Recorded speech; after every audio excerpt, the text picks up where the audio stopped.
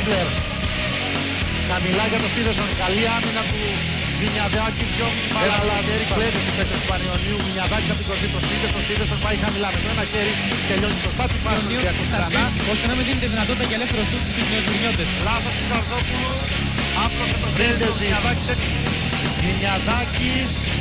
Νέο double team. Ξεπερνάει και αυτή την αμυντική προσπάθεια του Πανιωνίου. Για κάποιες τελευταίες οδηγίες των δύο προπονητών θα πάμε στους πάντους, αφού εδώ είδαμε και το καλάθι του Μινιαδάκη που ήταν Έμβασμα από μια γερή γονατιά που δέχτηκε λίγο νωρίτερα.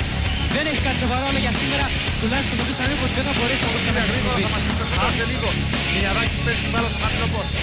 Παίζει ένας εναντίον ενός με το Στίβενσον. Μινιαδάκης θα κερδίσει και αυτή τη μονομαχία. Κάνει μεγάλο μάτσο. Ανατώνησε τώρα του Πανιωνίου Ολυμπιακών.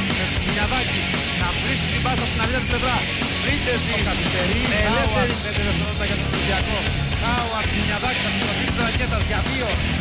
Σημαντικό καλάθι για τον Ολυμπιακό στη λήξη του